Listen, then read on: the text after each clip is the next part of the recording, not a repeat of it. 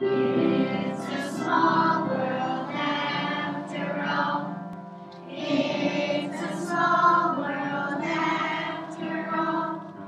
It's a small world after all. It's a small, small world.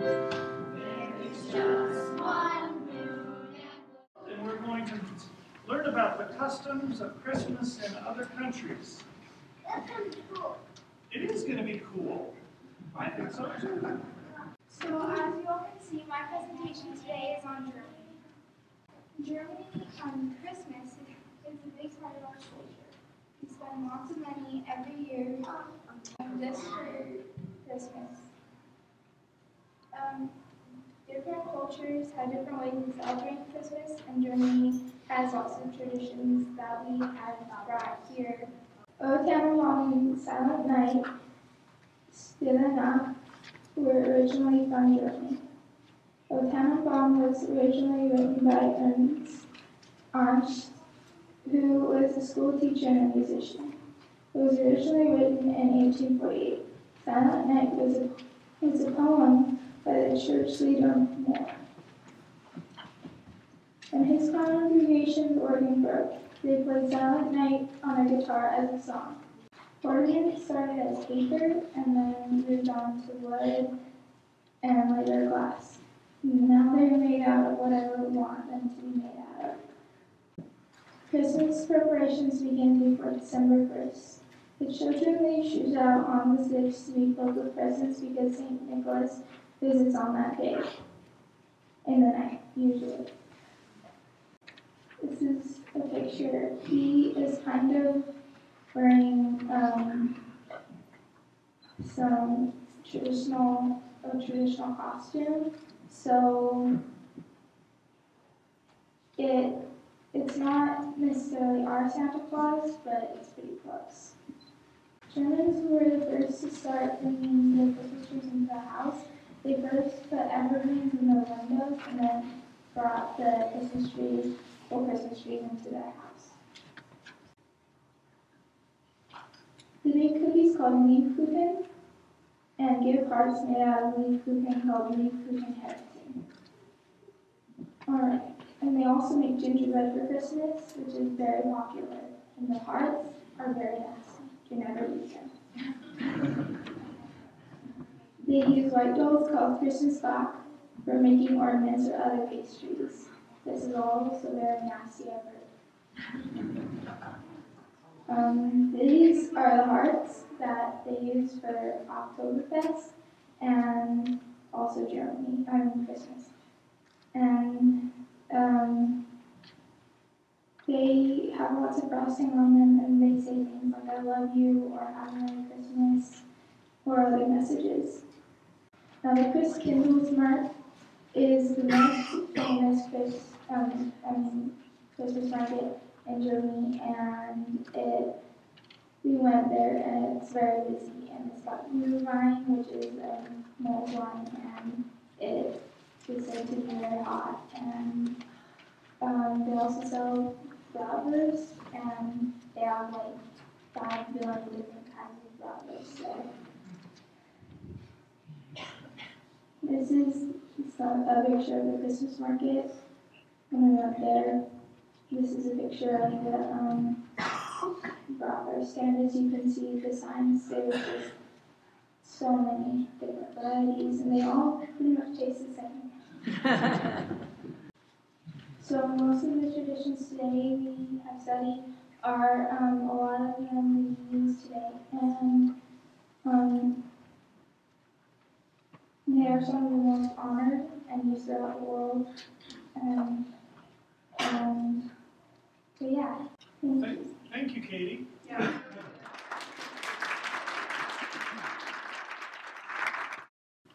Christmas in Sweden begins with Advent. Each Sunday until Christmas, a new candle is lit on the Advent tree. December 13th is St. Lucia's Day. The oldest daughter in the family wears a white robe and her head wreathed with candles, and serves the family St. Lucia both and coffee in bed. St. Lucia wore candles on her head so she could sneak food to the visitors in the especially goats, are popular ornaments for the Christmas tree. Swedish people put up their Christmas trees 2 days before Christmas. Families and friends gather for Christmas Eve dinner. For dessert, there is rice pudding with 1 almond. Whoever finds the almond will be married that year.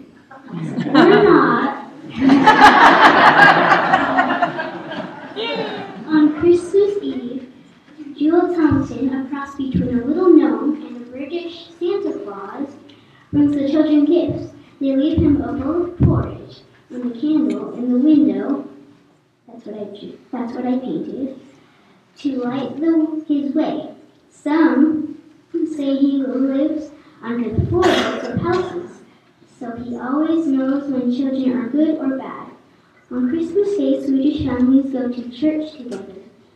God Jul, that means Merry Christmas.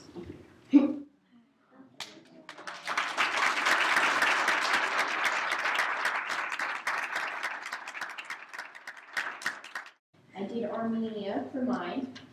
Armenia is in Southwest Asia or in the Eastern European area, depending on how you look at it. They do celebrate Christmas. They have a lot of traditions there. But if you went there, you would kind of notice they celebrate it a little bit later than we do, about January 19th actually, because back in about 400 or 500 AD, the Roman Church decided to move Christmas to the 25th so that they could kind of override Saturnalia. But Armenia decided to keep it on the day of the Epiphany, and they use the Julian calendar to count their days of festivals, which is about 12 days ahead of ours, so they celebrate it on the 19th. They have many traditions. Before they have Christmas, they have to clean their house from top to bottom in order to let the priest come and bless their home with salt and water. And they also, it depends on how devout you are in your religion, but some people will even fast for 3 days before Christmas comes so that they can receive Christmas on a pure stomach. You can see they actually also decorate their trees with fruit. So I have some different fruits here. And I also have a cute little wooden apple on my tree to symbolize that. They also decorate their trees with a ribbon, which is kind of hard to see on the front, but they decorate it with the colors of their flag, which are orange, red, and blue. Orange for the richness of the land, red for the blood that has been shed over the land during war, and blue for peace. On Christmas Day, they have a festival called the Blessing of the Water. It's at their churches.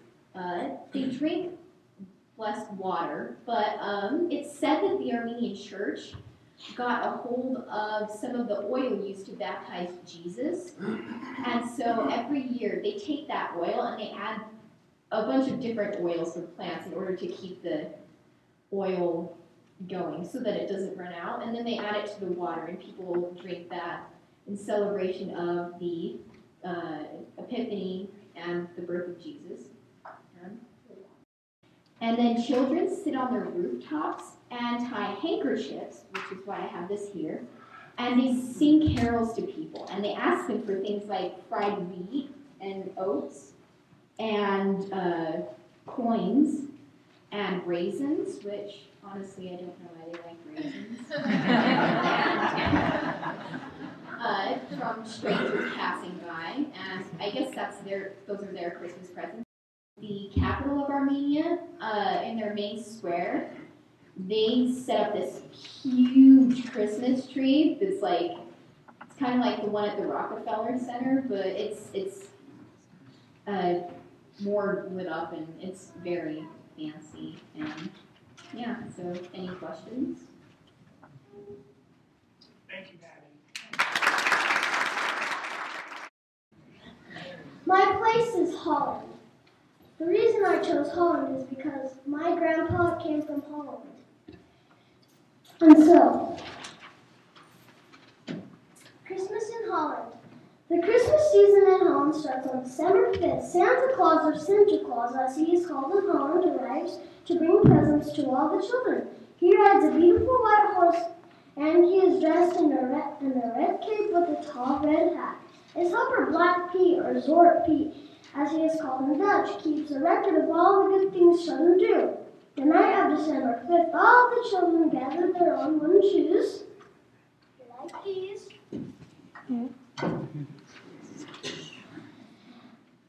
And they place them by the front door. They put hay and carrots for his horse and the wooden shoes. Then they go to bed and wait for the morning to come. In the morning, they run to their shoes and find that all of the hay and carrots are gone. Goodies and sweets are in their place. Santa Claus also leaves presents next to the shoes. Everybody is so excited. Then on the day when we celebrate Christmas in America, December 25th, Dutch children and their families think about the real meaning of Christmas, which is the birth of our Savior, Jesus Christ. Families spend the day in church and at home with their family, celebrating all the wonderful things that Jesus has taught us. Christmas is a wonderful time in Holland, just as it is here in America. I want to teach you how to say Merry Christmas and Happy New Year in Dutch. Vrolijk Kerstfeest and Vrolijk Nieuwjaar.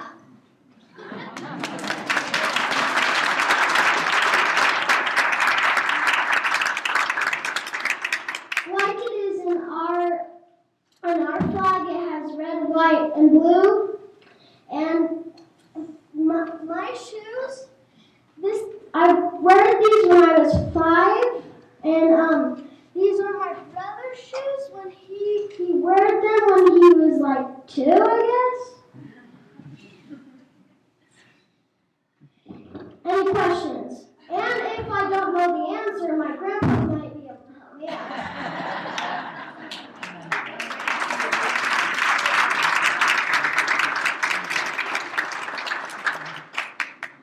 Okay, we're having to say that again. You want to say it again? Happy Sure. New Year and Merry Christmas? Vrolijk Kerstfeest en Vrolijk Nieuwjaar.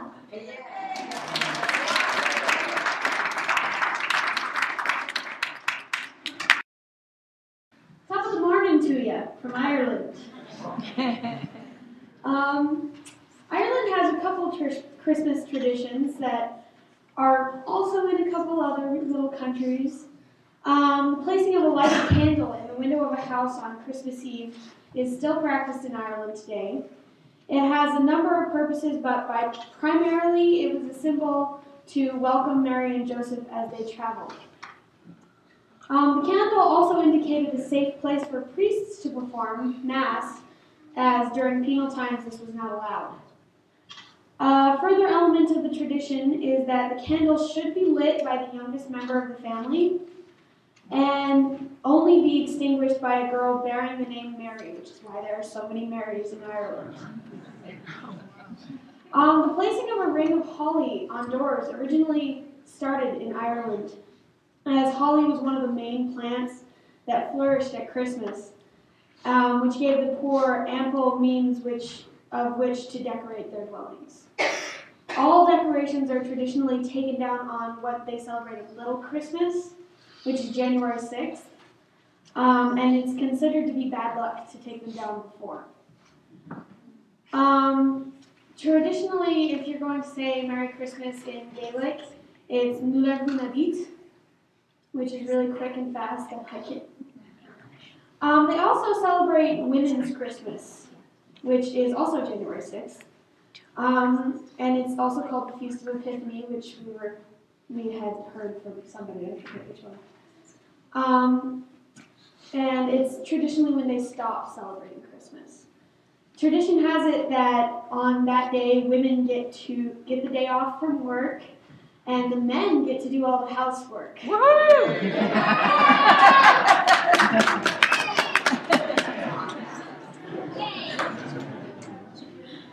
Awful Christmas sweaters are also a tradition in Ireland.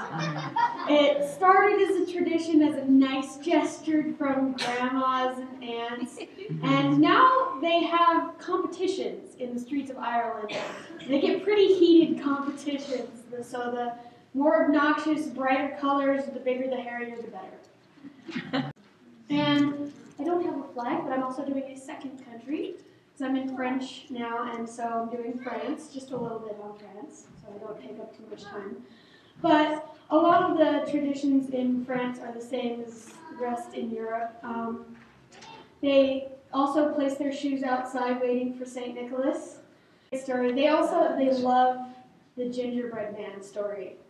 And they think that that story originated back in France. And my French teacher taught me how to say, run around as fast as you can't catch me, I'm the gingerbread man in French. And it's, cours, cours, aussi vite que possible, tu ne peux pas m'attraper, je suis le baron de pain d'épices, because everything is longer in French. And I forget how to say Merry Christmas. Joyeux Noël. Yes. Yet I'm the one in French class and I don't know it. So, another saying they use around Christmas is Vive le vent d'hiver, which means long live the wind of winter.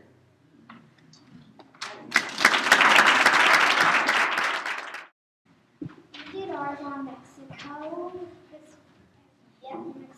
Mexico is coming up the Christmas season is announced by the blooming of Flora de Mugancha and Farm of the Good Night, which is the poinsettia, which I have right here. It blooms in November and December and grows at its best in Central America, where it can reach up to 12 feet in height. The poinsettia gets its name in English from the first U.S.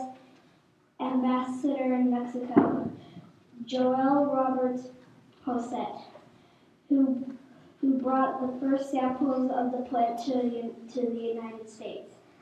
Posada is Spanish for logging or a combination. It is said in plural because it celebrated more than one day in that period. The 9-day represents the 9 months of pregnancy. Specifically, the pregnancy of Mary carrying Jesus. The head of the procession will have a candle inside a paper lampshade. At each house, the residents respond by singing the song, and Mary and Joseph are finally recognized and allowed to enter.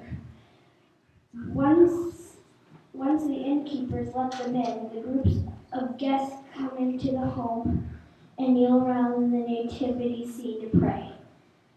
The procession will be followed by musicians, which will entire procession singing posadas, such as plural posada English, asking for a place to stay. It's a long traditionally sung in the posadas. At the end of night's journey, there'll be Christmas carols. Children will break open the star-shaped pantas to obtain candy and fruit hidden inside. There will be a family and neighborhood feast traditionally held at midnight on Christmas Eve.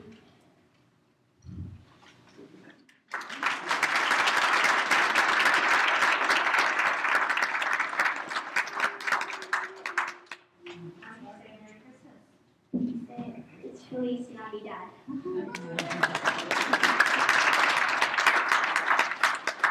There is a test at the end of this.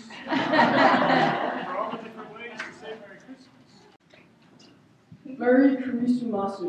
That means Merry Christmas in Japanese. And I'd like to tell you about a typical Japanese Christmas. The idea of Christmas was first brought to Japan by Christian Europeans in the 16th century. But today, only 2% of the Japanese population are Christian. Christmas is mostly a commercial event, and schools and businesses throughout the country don't get the day off. On Christmas, Japanese children do receive presents, but the parents do not, because their Santa is the only one who brings presents. But once the children do not believe in Santa, they no longer get gifts. Christmas Eve is celebrated more than Christmas Day. It is considered very romantic. It resembles Valentine's Day in the U.S. Young couples go for long walks and eat in fancy romantic restaurants. KFC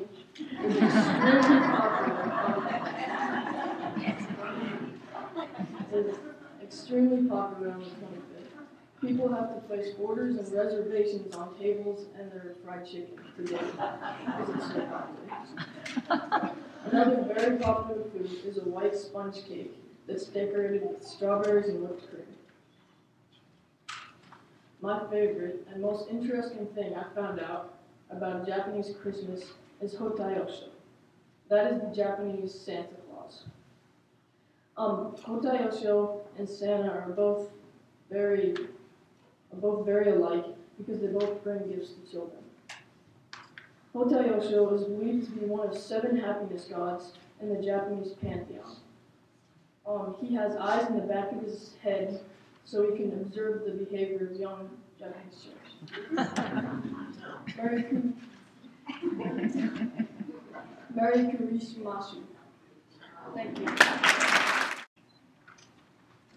I was named from St. Josephine from Sudan.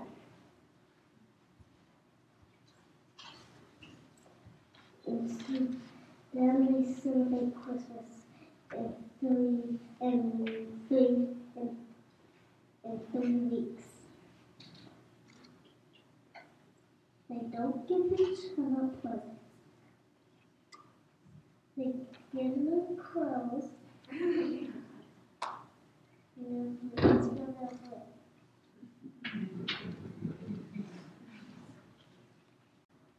And they have a big party, lots of singing and lots of food.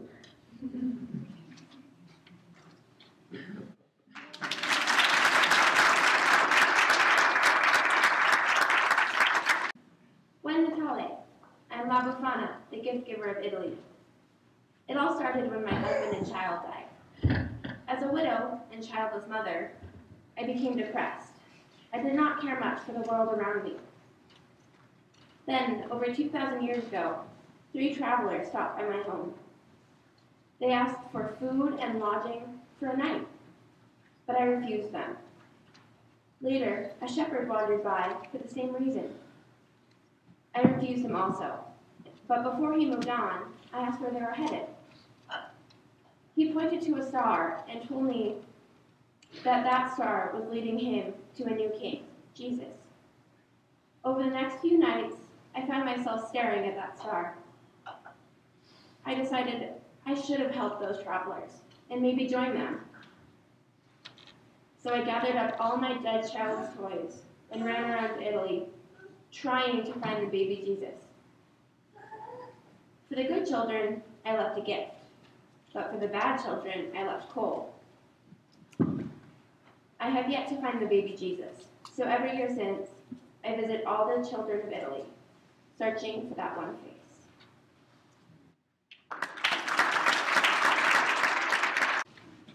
We're going to sing a song, guys.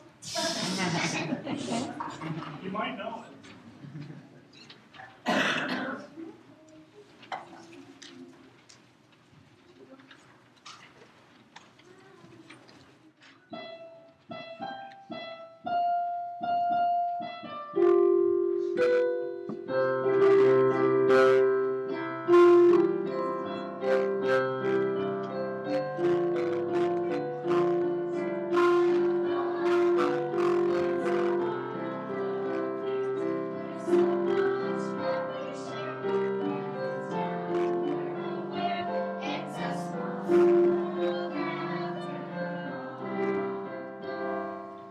It's a small world after all.